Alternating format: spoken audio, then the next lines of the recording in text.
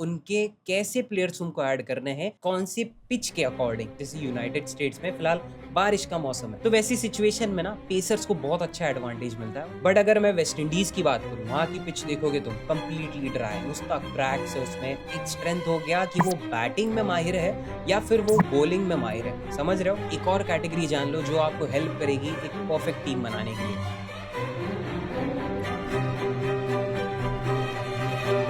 Welcome back दोस्तों to fantasy emperor. कैसे हो आप सब लोग? आज हम बात कर रहे हैं एक चीट शीट के बारे में। चीट शीट क्या होती है? बेसिकली वहां पर तुम्हें ये पता चलता है या फिर तुमको समझने में, डिटरमाइन करने में, कंफर्म करने में आसानी होती है कि किस टाइप की टीम तुम्हारे सामने खड़ी है। दो टीम्स है, दोनों में से कौन सी किस कैटेगरी में गिरेगी और उनके कैसे प्लेयर्स तुमको ऐड करने हैं, कौन सी पिच के अकॉर्डिंग। समझ रहे हो? कंफ्यूजिंग था?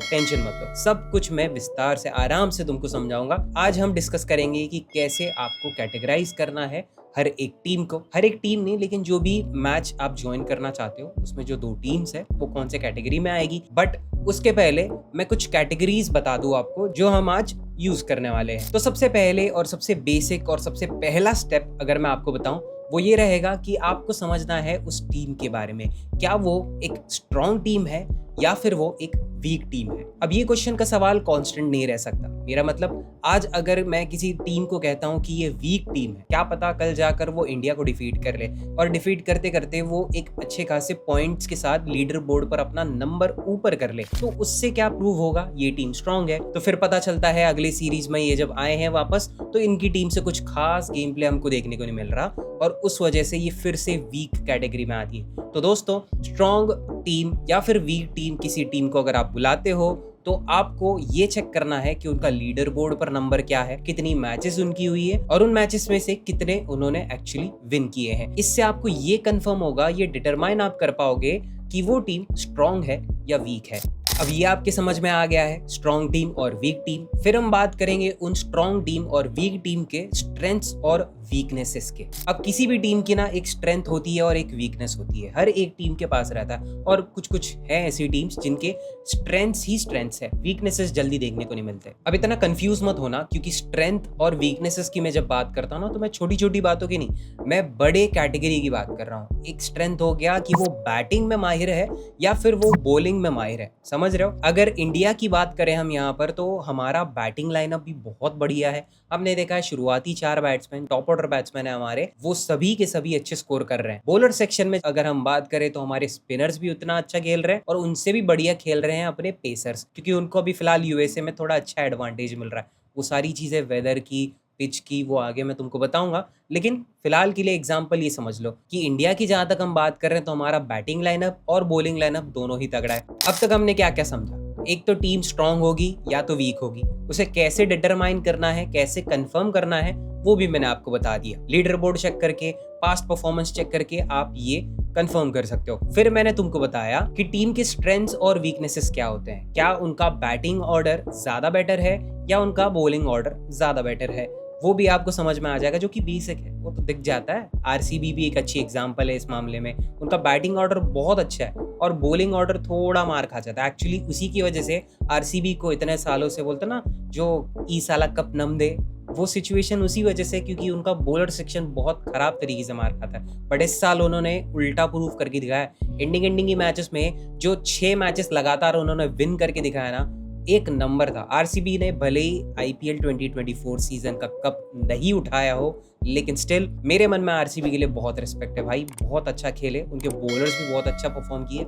यश दयाल, मोहम्मद सिराज बहुत अच्छा खेल। फील्डिंग तो एक नंबर। शुरुआती मैचेस में जितना मिस फील्डिंग कर रहे थे वो लोग, उसका ही एग्जैक्टली उल्टा उन्होंने एंडिंग के मैचेस में परफेक्ट खेल के दिखाया। तो ऐसी चेंजेस होती रहती है टीम के बीच में, टीम अडेप्ट होती रहती है। तो आपको भी अडेप्ट करना पड़ेगा अपनी नॉलेज के साथ। आपको हमेशा इन्फॉर्म्ड रहना पड़ेगा कि कौन सी टीम किस मामले में बेटर होती जा रही है या फिर किस मामले में बदतर होती जा रही है। अब ये 2 कैटेगरी समझने के बाद एक और कैटेगरी जान लो जो आपको हेल्प करेगी एक परफेक्ट टीम बनाने के लिए। वो रहेगा पिच के बारे में, पिच स्टेटस। अब देखो, पिच 2 टाइप की हो सकती है, या तो वो बैटिंग पिच होती है या तो वो बॉलिंग पिच होती है। ठीक है? अब यहाँ पर कुछ लोग बोलेंगे एम्परर भाई, बैटिंग पिच और बॉलिंग पिच ये ऐसा नहीं रहता, या तो वो ड्राई पिच रहेगी या तो वो वेट पिच रहेगी या तो वो डस्टी पिच रहेगी।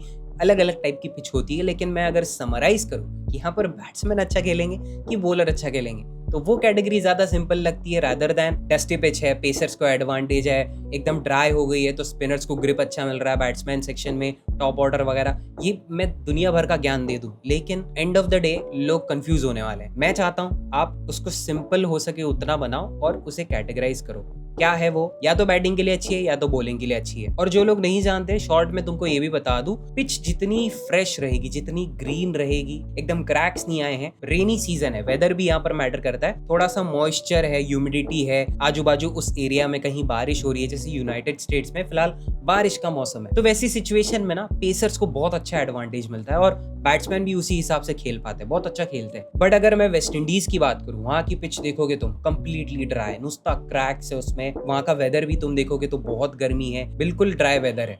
तो वैसी सिचुएशन में क्या होता है, स्पिनर्स को एकदम अलग लेवल का ग्रिप मिलना शुरू हो जाता है और उसकी वजह से क्या होता है, उनके जो अलग अलग टाइप के स्पिन्स रहते हैं, कोई भी स्पिन उठा लो, कोई भी टेक्निक उठा लो, वो बहुत अच्छे से वो एग्जीक्यूट कर पाते हैं। तो उससे क्या होता है, बैट्समैन को एक अलग चैलेंज मिलता है कि ये स्पिनर किस टाइप का अगला बॉल डालेगा। तो बैट्समैन हमेशा यही प्रेशर में रहते हैं ये ड्राई पिच पे और उतना खास स्कोर नहीं कर पाते।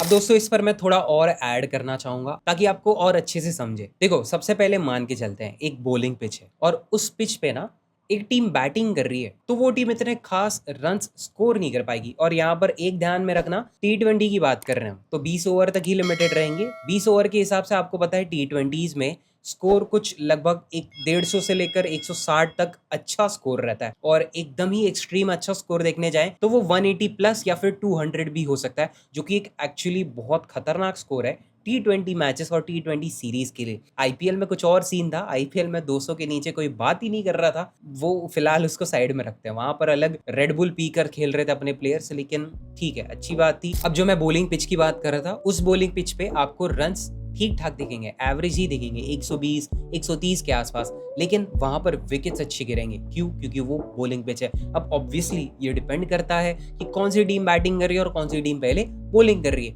उनके स्ट्रेंथ पर मैटर करता है। मैंने स्ट्रेंथ के बारे में तुमको बताया था कि टीम या तो बैटिंग में बहुत अच्छी होगी या तो बॉलिंग में बहुत अच्छी होगी, ठीक है। अगर पहली टीम जो बैटिंग कर रही है और वो बैटिंग में ही अच्छी है तो ऑब्वियसली अच्छे स्कोर निकाल पाएगी, 150 के ऊपर वो आराम से स्कोर कर लेंगे। और अगर वही टीम बॉलिंग में अच्छी है लेकिन बैटिंग पहले कर रही है तो आपको पता है रन्स इतने खास नहीं निकल पाएंगे, लेकिन हाँ विकेट्स बहुत अच्छे निकल पाएंगे। क्यों? क्योंकि उनको पिच का एडवांटेज रहेगा। और बोलते हैं ना सोने पे सुहागा, वो ये रहेगा कि वेदर वहां का बहुत ड्राई है। वेस्ट इंडीज का ही मान के चलो, वेस्ट इंडीज में अगर बॉलिंग होती है, फर्स्ट इनिंग्स में बॉलिंग करने वाली टीम को अच्छा खासा एडवांटेज रहता है, उनके स्पिनर्स का एडवांटेज, उनके पेसर्स को भी थोड़ा बहुत एडवांटेज। लेकिन सेकंड इनिंग्स में आते आते ना वो पिच और ड्राई होती जाती है और क्रैक्स ऐड होते हैं वहां पर। उसमें होता क्या है, बॉलर्स को एक्स्ट्रा एडवांटेज बढ़ते जाता है और फर्स्ट इनिंग्स में बॉलिंग करने वाली, फील्डिंग करने वाली टीम ना थोड़ी बहुत थक जाती है, तो बैटिंग के मामले में वो थोड़ा वीक पड़ जाते हैं। इसलिए बॉलिंग पिच पर फर्स्ट इनिंग्स में बैटिंग करने वाली टीम बहुत अच्छे स्कोर कर सकती है कंपेयर टू सेकेंड इनिंग्स में बैटिंग करने वाली टीम। इसे फिर से सुनना, मैंने क्या बोला, फर्स्ट इनिंग्स में बैटिंग करने वाली टीम बहुत अच्छा खेल सकती है कंपेयर टू सेकेंड इनिंग्स में बैटिंग करने वाली टीम। और बॉलिंग की बात की जाए, सेकेंड इनिंग्स में जो भी टीम बॉलिंग करेगी ना, उनके डेथ बॉलर्स को अच्छा एडवांटेज रहेगा, क्योंकि एंडिंग में कैसा है, 15 से लेकर 20 ओवर जब आते हैं वहां पर प्रेशर बहुत अच्छा रहता है। अगर टारगेट चेस करना है किसी टीम को, वो बहुत हड़बड़ी में खेलेंगी, गलतियां बहुत होंगी, और बॉलर्स को जैसे मैंने बताया ड्राई पिच की वजह से एडवांटेज था, तो वो विकेट्स अच्छे उठाएंगे। और डेथ बॉलर्स के बारे में तो तुमको भी पता है, उनको फ्री फंड के एक आध दो विकेट हमेशा मिलते हैं, हमेशा मिलते हैं। कोई भी डेथ बॉलर हो, उसे एक आध दो विकेट ऐसे ही मिल जाएगा लास्ट की ओवर डालते डालते, क्योंकि होता ये है कि बल्लेबाजी के लिए ना मिडिल ऑर्डर बैट्समैन या फिर बॉलर ही आ गया है, ठीक है। जो भी टीम बैटिंग कर रही है उनका बॉलर ही आ गया बैटिंग को, तो उनसे तो उतना संभल नहीं पाता, डेथ बॉलर संभल नहीं पाते और विकेट गिर जाते हैं। अब मैं एक्सपेक्ट कर रहा हूँ कुछ लोगों को ये समझ में आ गया है, लेकिन ये भी एक्सपेक्ट कर रहा हूँ कि 80% लोगों को ये नहीं समझ में आया, तो तुम्हारे लिए और आसान करता हूँ। अब हम दो सिनारियो बनाएंगे, ठीक है, दो सीन बनाएंगे जहां पर दो टीम्स रहेंगी, टीम ए और टीम बी।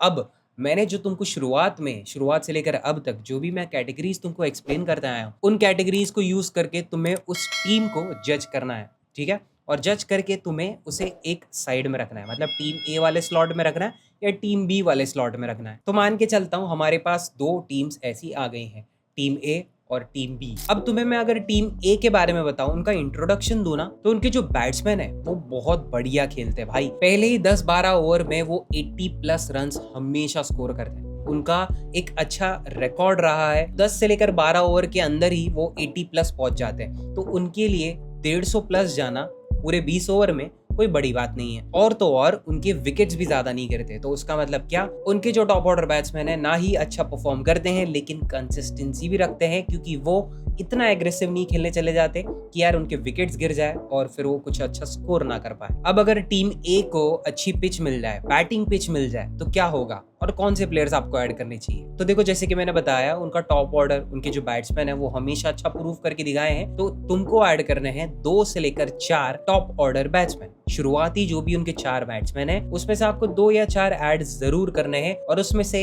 एक को तो एटलीस्ट आपको वाइस कैप्टन या फिर कैप्टन जरूर सेट करना है। और इन 2 से 4 बैट्समैन में ना आपको विकेट कीपर भी ऐड करना है, ठीक है, मतलब विकेट कीपर इसी में इंक्लूडेड रहेगा। जहां तक बात कर रहा हूं मैं बॉलर्स की, तो आपको ऐड करने हैं इनके डेथ बॉलर्स, ठीक है, 1 से लेकर 2 या फिर मैक्सिमम 3 बॉलर्स आप ऐड कर लेना, और इसी में ऑलराउंडर भी इंक्लूड कर दो। ऑलराउंडर को भी मैं यहाँ पर बॉलर ही मान रहा हूँ, क्योंकि उनकी तरफ से विकेट्स भी अच्छे मिलते हैं, रन्स भी अच्छे मिलते हैं, तो उस हिसाब से आपको 1 आध 2 ऑलराउंडर और 1 से लेकर 2 आपको ऐड करने हैं उनके डेथ बॉलर्स। अब ये कैटेगरी में ना स्पेशली कौन सी टीम आती है, फिलहाल ये वर्ल्ड कप जो चल रहा है उसमें कौन सी टीम आती है पता है ये कैटेगरी में? इंडिया का टॉप ऑर्डर बैट्समैन तुमको पता है, शुरुआती 4 रोहित शर्मा, विराट कोहली, ऋषभ पंत और सूर्य कुमार यादव। ये 4 टॉप ऑर्डर बैट्समैन, आपको पता है इन चारों में से एटलीस्ट 3 बंदे तो ऐसा स्कोर निकाल कर चले जाएंगे ना जो काफी फैंटेसी पॉइंट्स आपको डिलीवर कर जाएगा। हाँ, पिछली मैच जो पाकिस्तान के अगेंस्ट हुई थी वहां पर रोहित शर्मा और विराट कोहली पर बहुत ज्यादा प्रेशर था, और पाकिस्तान की टीम भी है, उनके पेसर्स बहुत अच्छे हैं, तो उस हिसाब से मुझे लगता है वो 2 फ्लॉप हो गए तो इतना भी कंप्लेन नहीं कर सकता। लेकिन स्टिल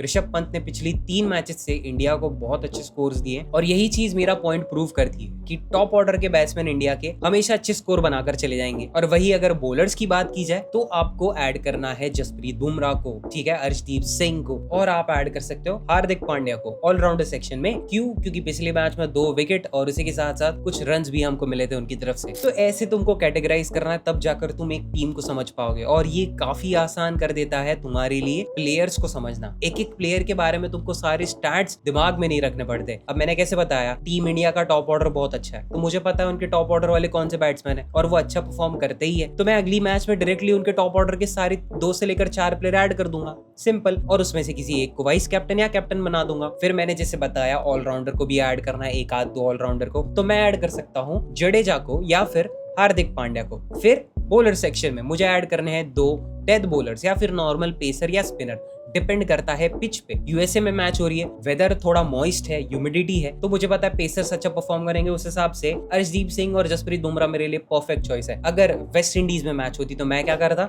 जसप्रीत बुमराह को ऐड करता, और उन्हीं के साथ साथ मैं ऐड करता अक्षर पटेल को, जो कि एक ऑलराउंडर भी है और एक स्पिनर भी। फिर मैं ऐड करता कुलदीप यादव को, राइट, बहुत अच्छी चॉइसेस है भाई। तो उस हिसाब से तुम्हें प्रिपेयर्ड रहना पड़ता है, और पिच तुम्हें हमेशा एक जवाब देता है। किसी एक महान क्रिकेटर ने ही कहा था, प्लेयर तो सिर्फ खेलता है लेकिन पिच खिलवाती है, कि प्लेयर तो खेल ही लेगा लेकिन पिच बताती है वो प्लेयर कैसा खेलने वाला है। तो इसलिए पिच की इंफॉर्मेशन बहुत इंपॉर्टेंट रहती है दोस्तों। और तुम सोचोगे कि सामने वाली टीम मतलब टीम बी का क्या, तो वहां पर मान के चलते हैं उनके पास केपेबल बॉलर्स है और अच्छे ऑलराउंडर्स है, तो मैं क्या करूंगा, 2 से लेकर 4 ठीक है बॉलर्स ऐड करूंगा, उनमें इंक्लूड होंगे उनके पेसर्स और उनके स्पिनर्स, ताकि मुझे बैलेंस्ड फैंटेसी पॉइंट्स मिले, ठीक है। विकेट्स दोनों ही सेक्शन वाले उठाएंगे, वेदर जैसा भी हो, ड्राई हो वेट हो, पेसर की तरफ से मिनिमम विकेट्स निकलती ही हैं, और स्पिनर्स को थोड़ा अच्छा वेदर चाहिए रहता है, तो उस हिसाब से मैं स्पिनर्स भी एडजस्ट कर लूंगा अपनी टीम में। तो टीम बी जो कि बॉलिंग में ज्यादा एक्सपर्ट है, उनका स्ट्रेंथ बॉलर्स वाला है,